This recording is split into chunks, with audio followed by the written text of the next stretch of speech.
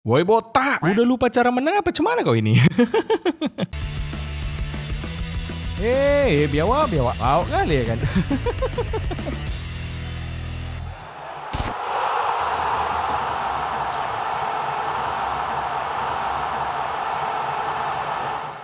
Oke kawan-kawan, hari ini aku mau cerita sedikit lah tentang Manchester City yang akhir-akhir ini lupa caranya menang. Tapi sebelum ke sana kita bacotin sedikit lah dulu match dari Liga Inggris minggu kemarin ya. Yang Liga Champions dan Liga Non-Champions kita bahas di video selanjutnya aja. Kemarin ada Chelsea yang berhasil menang lagi setelah mengalahkan Leicester City dengan skor 2-1. Dua gol dari Chelsea di match ini dicetak oleh si Biawak Jackson pada menit ke-15 dan heading dari Enzo Fernandez pada menit ke-75. Sedangkan Leicester City cuma bisa bikin satu gol balasan lewat voucher penalti Jordan Ayew. Dengan hasil ini Chelsea masih stay di peringkat 3 dengan 22 poin. Tapi yang uniknya di match ini sebetulnya Cole Palmer punya peluang besar buat nyetak gol. Pas dia tinggal tap in di depan gawang, tapi malah diblok pula sama si Madueke. Untung aja lah ini kejadiannya di Chelsea ya kan. Coba kalau tadi tuh di MU pas Bruno tinggal tap in tapi diblok sama si Anthony, yakin kali aku bakal diblok dari MU si Anthony ini sampai kontraknya habis.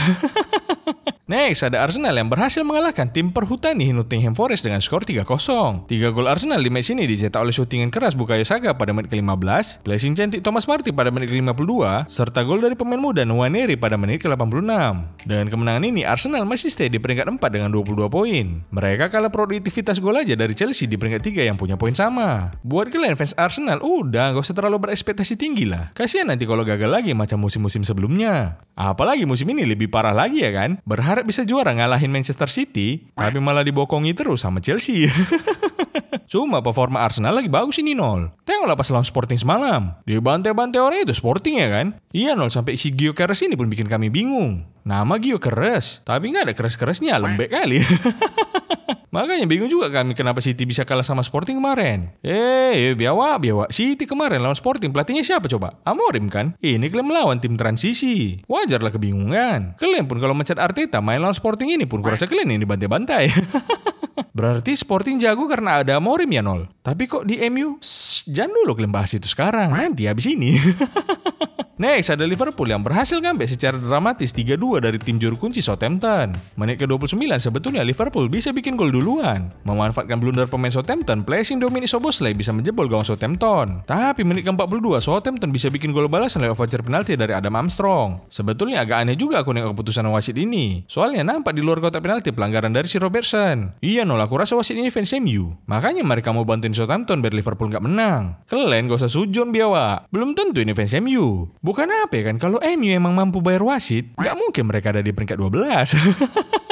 Kemudian di babak kedua, Southampton justru bisa berbalik unggul lewat gol dari Matheus Fernandes pada menit ke-56. Tapi seperti biasa, Mo Salah jadi pembeda dan gendong Liverpool sendirian. Dia bisa bikin 2 gol pada menit ke-65 dan lewat voucher penalti pada menit ke-83.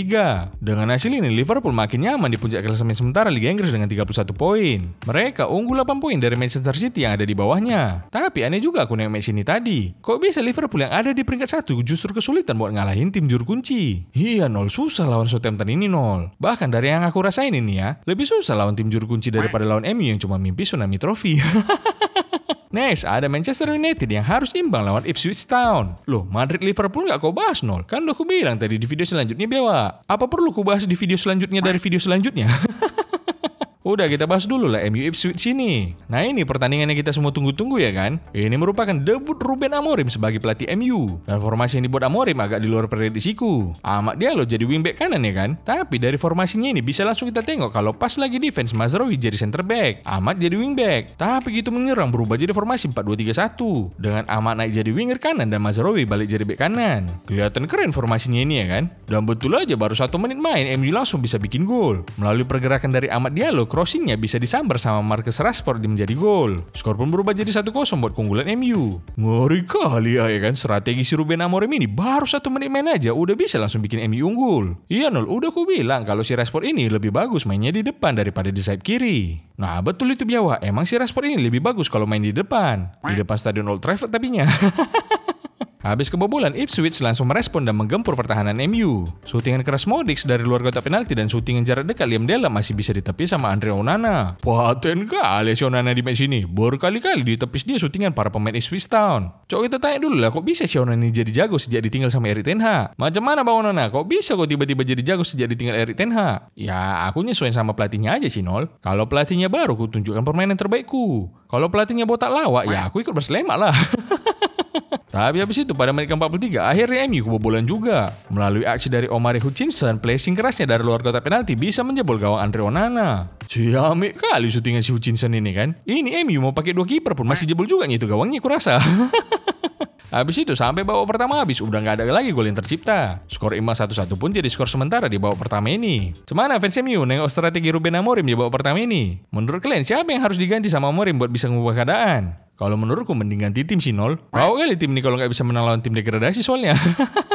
Kemudian di babak kedua tim masih berusaha buat bikin gol lagi. Menerima crossing dari Wesley Barnes, back heel jarak dekat dari Liam Delap masih bisa ditepis lagi sama Onana. Menurutku ini ya hoki kali lah MU ini karena Onana tampil bagus di match ini. Coba kalau ini Onana mode Erik ten Hag, udah kalah 6-1 lagi MU di match ini kurasa.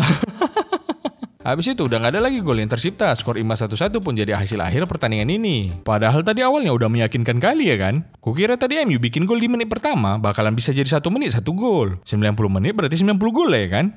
Rupanya per 90 menit cuma 1 gol yang bisa dibikin. Aduh, kecewa kali aku sama si Ruben Amorim ini. Gak bisa dia bawa MU kalah di match debut dia soalnya.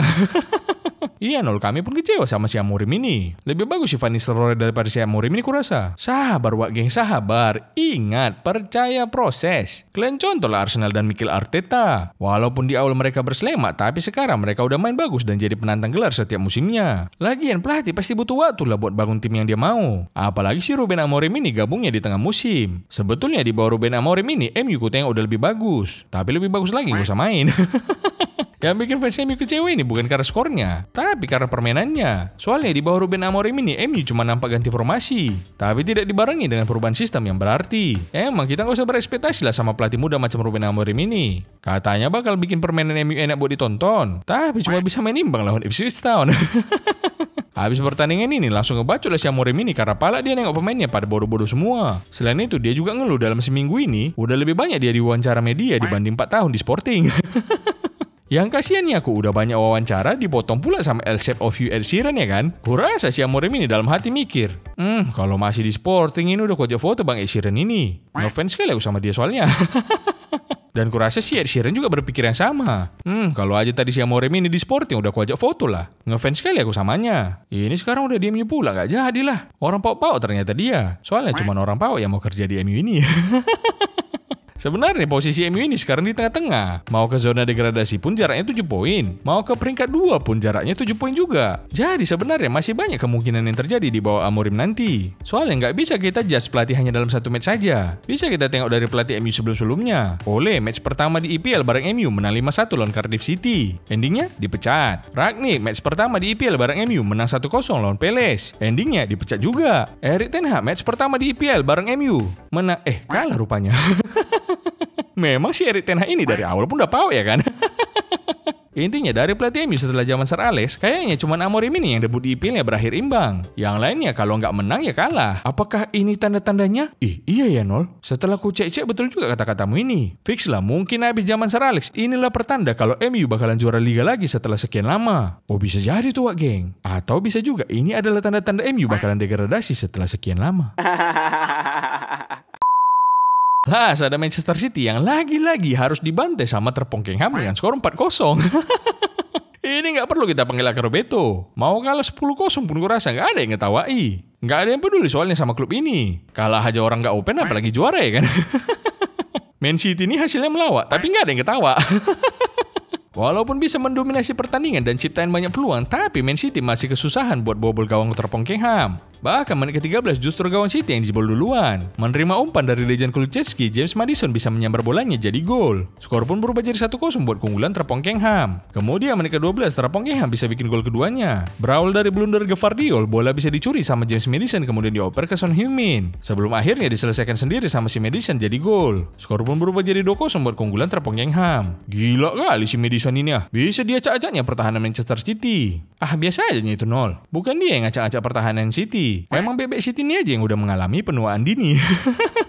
Kemudian di babak kedua, Terponging bisa bikin 2 gol lagi. Menit ke-52, Pedro Porro bisa bikin gol memanfaatkan asis dari Dominic Solanke. Dan ditutup dengan gol Brennan Johnson yang memanfaatkan asis dari Werner menjelang akhir laga. Skor pun berubah jadi 4-0 dan jadi hasil akhir pertandingan ini. Pau kali Man City nih. Emang layak kalah lah mereka di pertandingan ini. Udah nyerang terus sepanjang pertandingan tapi nggak ada 1 gol pun yang bisa mereka bikin. Padahal udah punya striker sekelas Haaland tapi bobol gawang Terponging aja mereka nggak bisa. Bahkan kurasa lebih bagus striker Ipswich Town daripada striker Man City ini. Soalnya bisa mereka bikin 2 gol ke gawang Terponging.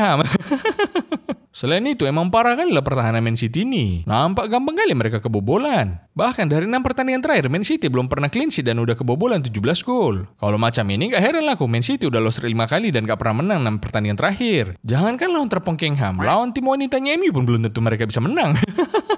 Tapi yang anehnya kan, walaupun udah loss rate 5 kali kemarin, bisa nggak rame media yang bahas Man City ini? Emang betulan goib lah fans Man City ini ya kan? Goib kepala biawak kau itulah nol, rame terusnya Etihad stadion ini tiap Man City main. Alah, mana ada Etihad rame? AI semuanya itu yang nonton kurasa. Terlepas dari hasil Liga Champions kemarin malam yang nanti bakal kita bahas juga, kurasa menurutku ada yang salah dari City ini sekarang. Apa sebegitu pengaruh kali Rodri ini buat mereka? Makanya bisa mereka kalah beruntun kayak gini. Kenapa Bang Pep kok bisa kalah terus kalian kemarin? Mau nyari tantangan aja ya kami nol. Udah bosan menang terus soalnya. Cuma untungnya aku melatih City. Kalau beruntun gak membuat mereka lupa. Aku pernah bawa mereka 4 kali beruntun juara Liga Inggris, makanya aku gak dipecat. Beda sama klub Manchester sebelah. Kurasa kalau aku jadi pelatih MU 5 kali kalau beruntun kayak gini udah dicap mereka lah aku lebih pau dari Erik ten Hag. Emang sebenarnya lebih pau kau tuh Erik ten Hag sih bang? Masing-masing bawa paunya sendiri sih nol. Kalau aku kan pura-pura pau. Kalau si ten Hag memang pau permanen. Untunglah si Ten Hag dan Pep ini bersaingnya dulu di Man City dan MU ya kan? Coba kalau mereka bersaingnya di Pilkada Manchester, yakin kali aku lebih dipilih si Ten Hag daripada si Pep. Kenapa gitu nol? Iyalah, si Pep nanti suka menindas orang lain. Sedangkan si Erik ten Hag suka bagi-bagi poin gratis.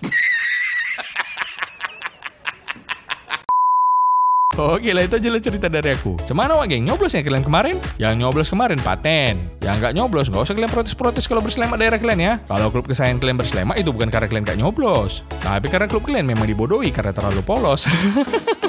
Dadah wak geng.